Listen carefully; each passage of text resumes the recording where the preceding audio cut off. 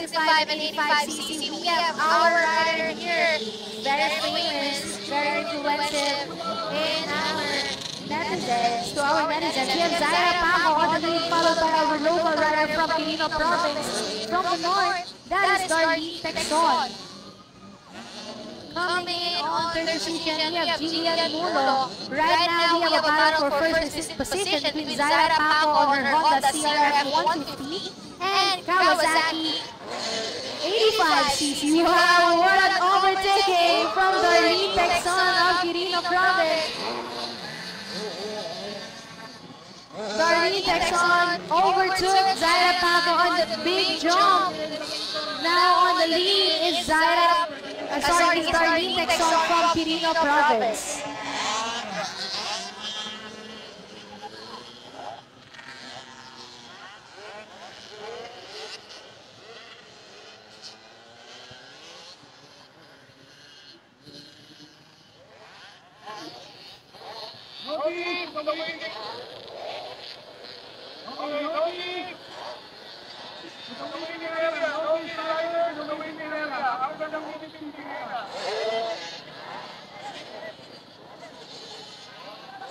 So we have here ladies junior, or the girls junior, 85cc by Kawasaki is Darlene Texon.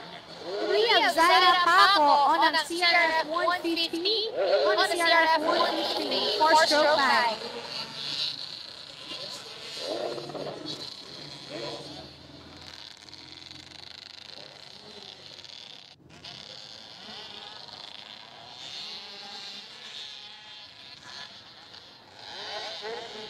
Here we go.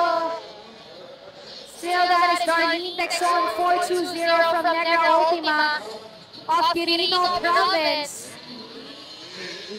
Darlene Texon 420 on the lead for the girls junior 65 and 85cc.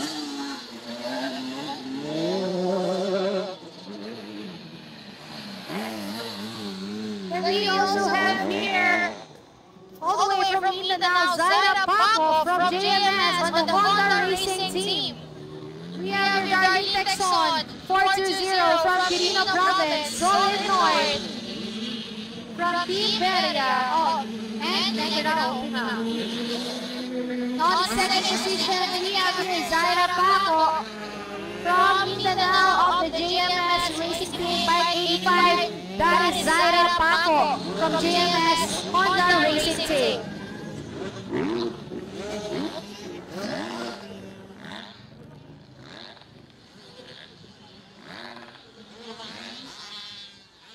On third position, we have here a Yamaha bike. Bike number 22, Yamaha, that is Princess Joliza Palado, followed by Trisha Bagasol. And then we also have here Alexa Canto and Jillian Mulo.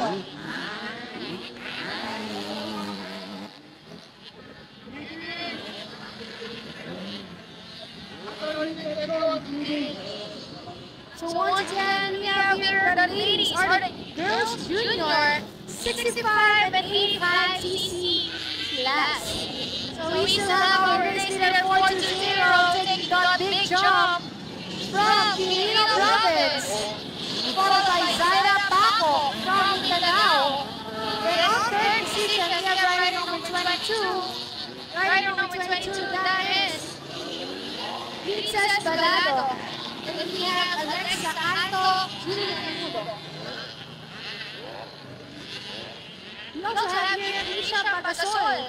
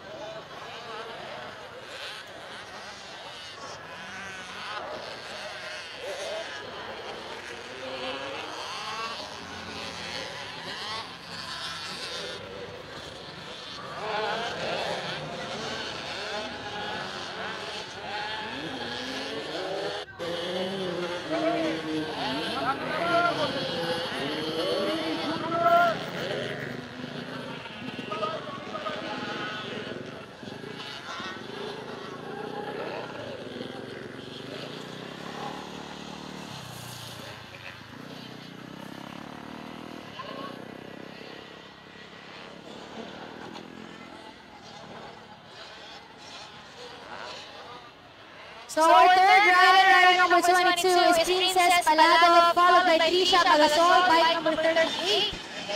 So once again, these are the girls junior 65 and 85 cc.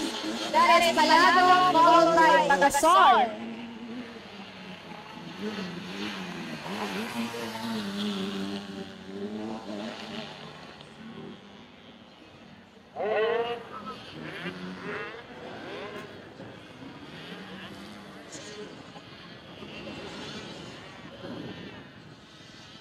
Once again, that is our top one leader, 420 for the girls junior 85 and 65 cc. 420 is Darlene Texon, all the way from Philippine Province. And from Different Island, Mindanao, we have bike number 85, Zaira Paco, our netizens' favorite.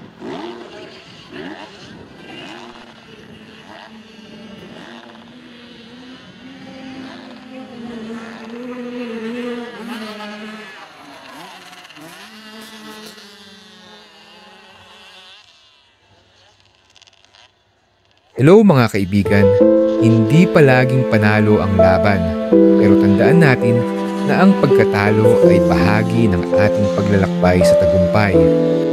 Tulad ng nangyari kay Zaira Paco laban kay Darlene Texon, hindi ito nangangahulugang tapos na ang laban niya.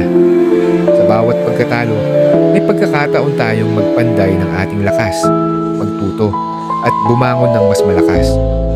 Huwag nating kalimutan na ang tunay na laban ay nasa ating kakayahang tumayo ulit at ipagpatuloy ang laban kahit gaano kahirap. Kaya sa lahat ng nanonood, sana'y magsilbing inspirasyon ito para harapin ang anumang hamon sa buhay. Patuloy tayong maniwala, magpursige at huwag sumuko. Salamat sa inyong suporta kay Zaira at sa channel na ito.